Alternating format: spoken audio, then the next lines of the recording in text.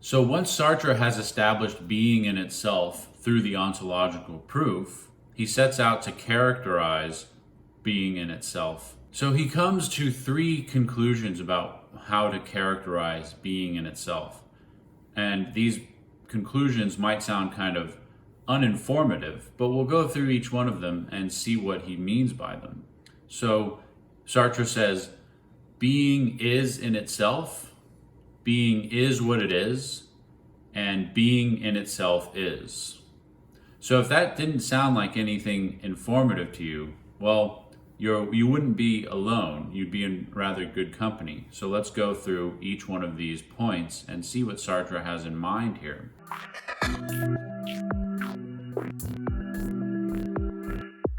So the first point is that being is in itself.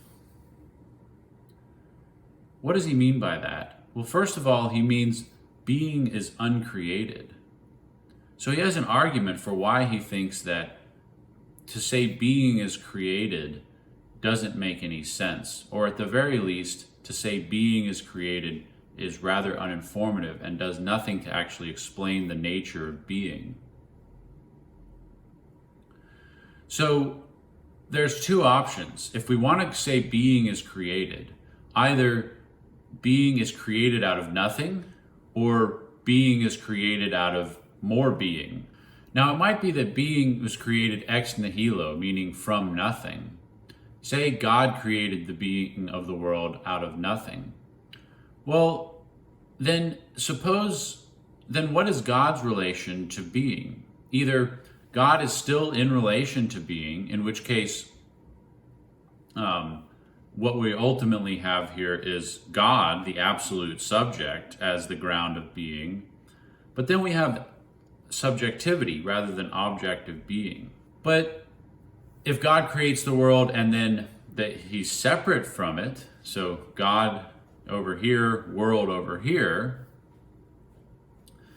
then being remains its own support. God is no longer the ground of being. But then nothing has been explained by saying that God created being, because we still want to know how being supports itself. So even if being had been created, saying that being is created does nothing to actually explain the nature of being. Now, maybe being created itself. If that were true, then being would be active and passive, because it would be creating, and what would be the object of its creation? Well, itself. So being would have the properties of being active and passive. Sartre then goes on to give an argument for why being, in fact, is neither passive nor active. Why should we think that being is not active? Well, activity implies that there's an end and that you're working towards that end in your activity. So, for example, if you want to create a knife, you have an end in mind. That is, you want to create something that cuts really well, that's very sharp. So the essence of the knife is its end.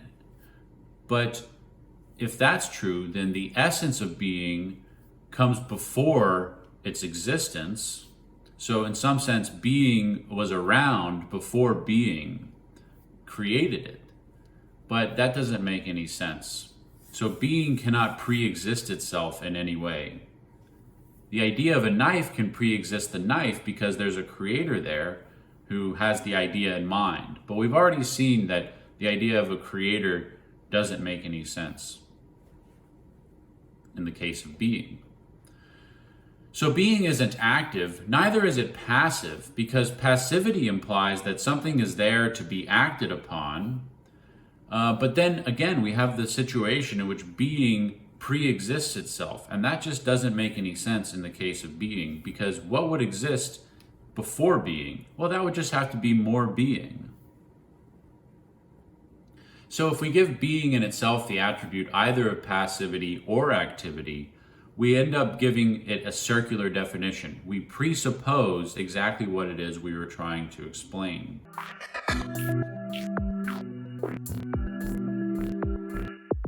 That leads Sartre to endorse a kind of Parmenidean conception of being. Remember, Parmenides argues that in a very similar vein, that being is, and what is not. So being can't contain within itself negativity or negation. So this kind of Parmenidean idea is what Sartre is referring to when he says his second property, being is what it is.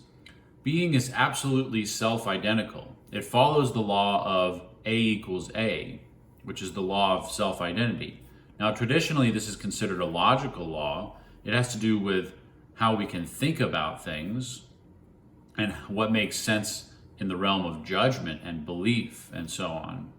But Sartre is arguing that this identity, this self-identity, A equals A, everything is equal to itself, actually marks out a region of being, that is the region of being in itself. And we'll see that there's other regions of being, namely consciousness, that don't follow this law of strict self-identity. Well, again, following along this Parmenidean line of thought, that means that being in itself is atemporal. There's no passage of time, there's no becoming, there's no transition.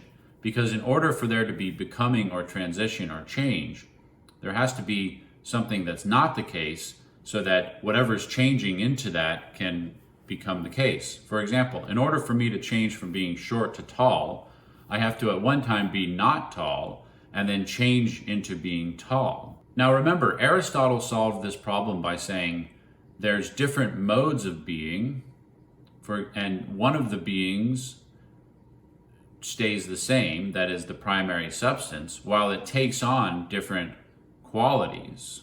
Aristotle allows within being a kind of space of virtuality for things to change and take on new forms. Remember, for Aristotle, the forms of being are plans for how things are going to change and move around. Sartre has a different approach to this problem. Being in itself is a plenum with no virtual space for things to change or transition into new forms. What brings possibility, potentiality, and change into the world is consciousness.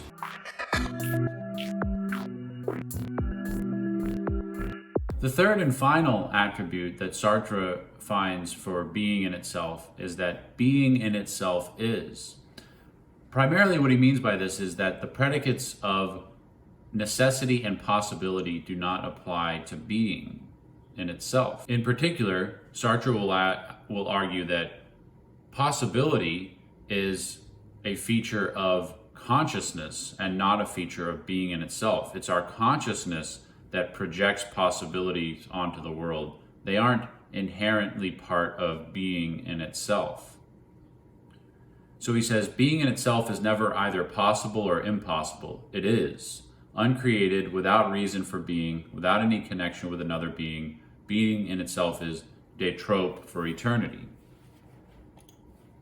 So de trop means too much, too many, superfluous, excessive. So it's this being in itself is this sort of never-ending fountain gushing forth for no reason whatsoever. If we tried to find a reason beyond or underneath being, again, we would just have more being. So being is kind of inexplicable, it's uncreated, and it's a plenum. It's totally full self-identity. We can understand Sartre here as aligning himself with Heidegger, for example. Heidegger was unsatisfied with Augustine's theology because Augustine traced the existence of the world back to God's act of creation. And if that were so, then our experience, our existence would have this grounded character. But for Heidegger and also for Sartre, being has this ungrounded, uncanny feature. And so to trace back being to some other being would somehow do a disservice to this uncanny groundlessness of being that characterizes our existence. So at the end of this section, The Pursuit of Being, Sartre has started to develop his ontology, his account of what modes of being there are. And he's divided being into two types. We've just gone over all of these attributes of being in itself. opposed to that, he'll say there's being for itself, which means the being of consciousness. So being in itself is unaware, unconscious. Being for itself, it's given to itself, it exists for itself. That's the being of consciousness. And he'll oppose the being of consciousness to the properties of being in itself. For example, we said being in itself is atemporal, and by contrast, being for itself, the being of consciousness, is temporal. We have passage and becoming in consciousness. Moreover, consciousness is what it is not and is not what it is. We'll talk a lot more about that in future weeks. That'll be very important. The point for our purposes right now is that Sartre has split being into these two modes. So Sartre says, the preceding reflections have permitted us to distinguish two absolutely separated regions of being, the being of the pre-reflective cogito and the being of the phenomenon, so the being of consciousness and being in itself. But although the concept of being has this peculiarity of being divided into two regions without communication, we must nevertheless explain how these two regions can be placed under the same heading. So in other words, what's the nature of being such that we can understand the relation between consciousness and the world?